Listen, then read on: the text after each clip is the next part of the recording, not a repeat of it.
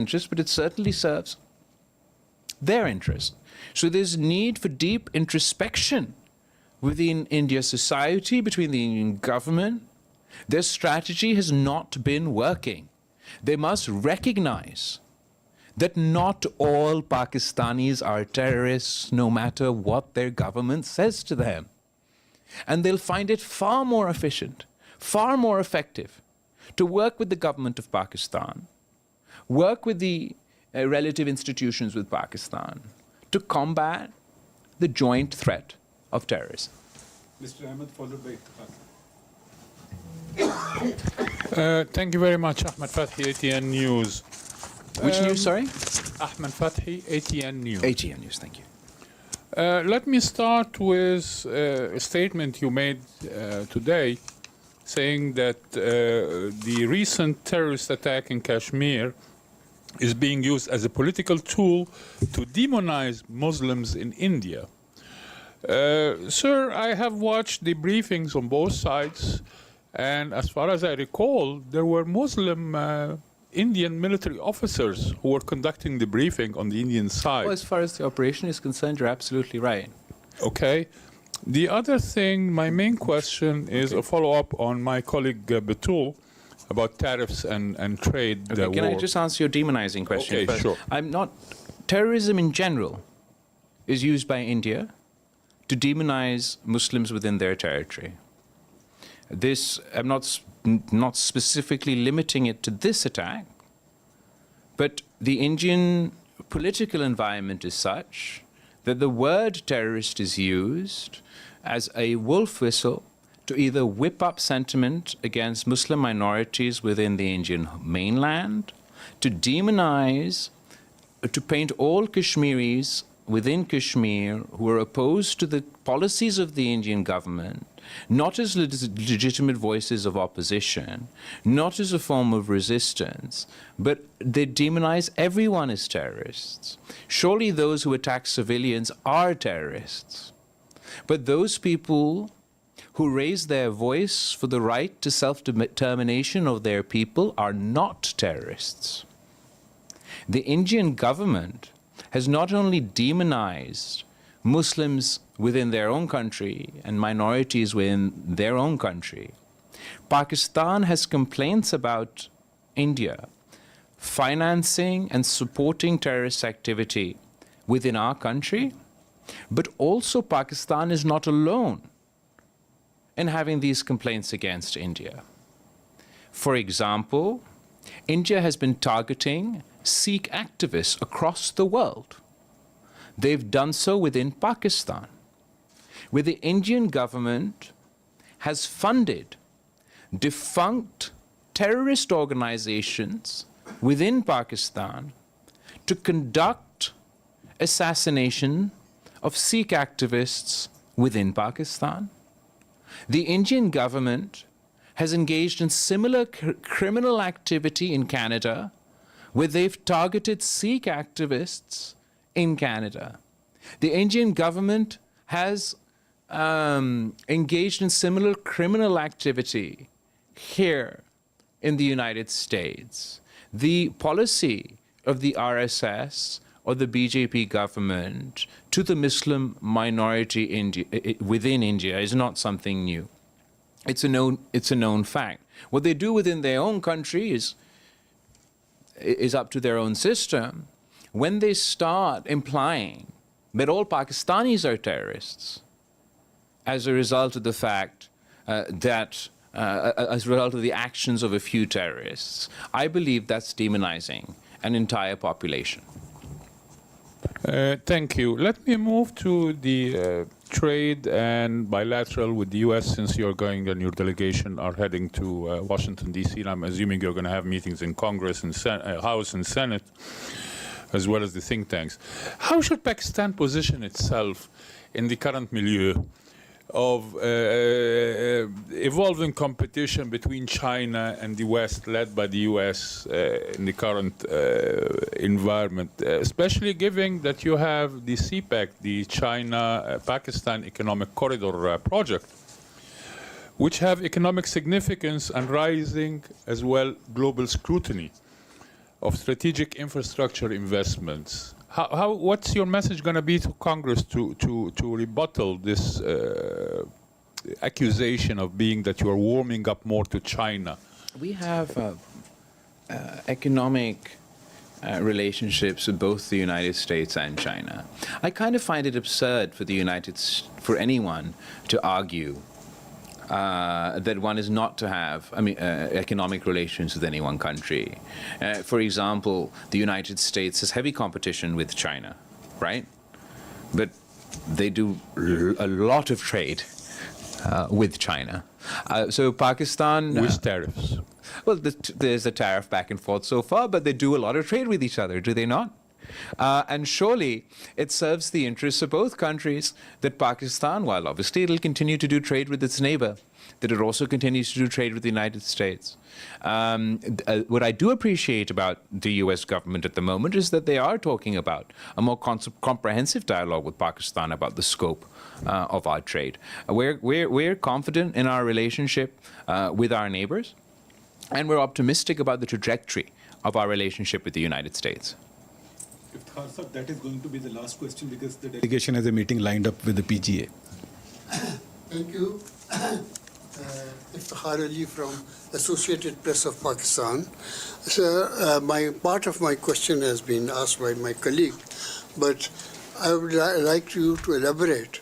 After your meetings with permanent and non-permanent members, individually and collectively, do you, and your emphasis on them to realize their duty towards people of Kashmir, do you think you have been able to move them to take some action to, that any initiative will grow from this interaction between you and the Security Council?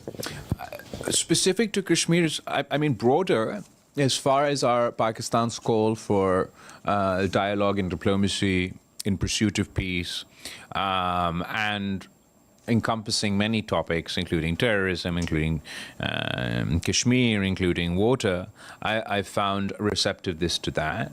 But I wouldn't, as far as the hurdles we face within the UN and in general as far as the Kashmir cause is concerned, that still exists. Another topic that we have been emphasizing is obviously the issue of terrorism. As you're well aware, we've come here to the United Nations with dossier after dossier about Indian involvement in supporting terrorist proxies in Pakistan. The Indian government in the Sharm el-Sheikh communique are on record that they supported terrorism, terrorist groups in Balochistan. Their officer, Kulbhushan Yadav, is in our custody since 2017, who's also admitted to supporting these groups. And it is important for Pakistan that India ceases such activity. We feel we've demonstrated through the FATF process that Pakistan has taken necessary actions against all groups within our territory. We continue to face challenges up until this day, but we're combating terrorism on all fronts.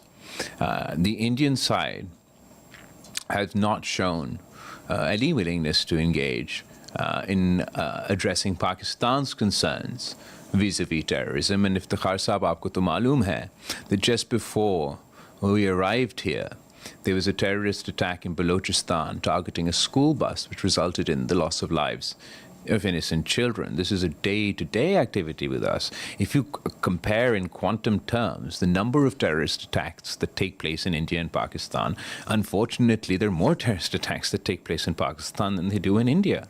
If you compare the number of victims to terrorism both in Pakistan and in India, there are more Pakistanis that are killed by terrorists than Indians that are killed by terrorists. But ultimately the fact of the matter is, above and beyond this accusation and counter-accusation and this finger-pointing, which actually will be more effective, would be if Pakistan and India were to work together to combat terrorism. I am completely confident that if ISI and RAW sat down and worked together to fight these forces, we would see a significant decrease in terrorism both within India and Pakistan. At the moment, Pakistan is willing to put all cards on the table. We're saying, let's talk about terrorism. Let's talk about Kashmir. Let's talk about water. Let's make peace. We're not shying away from any investigation, in fact, despite having no legal obligation under international law. We presented ourselves for international accountability because of the confidence we had that our hands were clean. There's only one country that is running away from dialogue, running away from an investigation, refusing to accept international law, refusing to accept the UN Charter. So either we decide that the UN Charter doesn't apply, international law doesn't apply, and therefore it no longer applies to Pakistan and it no longer applies to India, and we'll do as we might. Or those of us who do believe in international law will continue to insist that no, we will abide by this international law, but all parties must also abide by this international law, whether it comes to the issue of Kashmir, whether it comes to the issue of terrorism, and most recently, importantly, whether it comes to the issue of the Indus Water Treaty. Thank you, everybody, for all your questions, and I hope I... Thank you so much. Jaldi. Yeah. I'm from Suno News, Pakistan. My question is that Pakistan is apparently a victim in terrorism. So TTP is very active in that region, and apparently India is supporting TTP. Is there, we raise the voice and the world can listen our voice to support us in this terrorism against these terrorist groups, especially in TTP? Both groups, the TTP, the PLA, and other such terrorist groups, Pakistan has their complaints about the cross-border support from various neighbors. We've presented this proof before this forum and other forums. We haven't shied away from combating these forces within our country, but ultimately, it is important for us to work with our neighbors to ensure that we cut off this support, that terrorism is not used as a tool of Indian foreign policy. It's something that everybody has to understand, that if they think that they can fund some terrorist group today to kill some Sikh activists, tomorrow those very groups will form a problem for them. It's not possible that a non-state actor somewhere is a terrorist and the very same group is your ally in another context. The international community as a whole has to agree that this ambiguous policy as far as non-state actors are concerned, and the inconsistency as far as our policies vis-a-vis terrorism is concerned, needs to be addressed. Pakistan has been a very responsible partner in the fight against terrorism. We've suffered in the fight against terrorism. We've learned and grown as a result of our combat experience with these terrorists. We've learned our lessons. It's now time for the world to learn theirs. Thank you.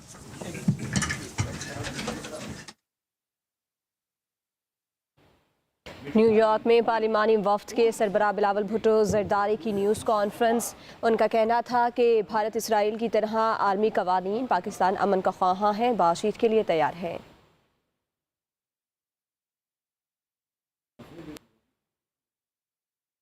इसी के साथ news studio से फलवत करता है।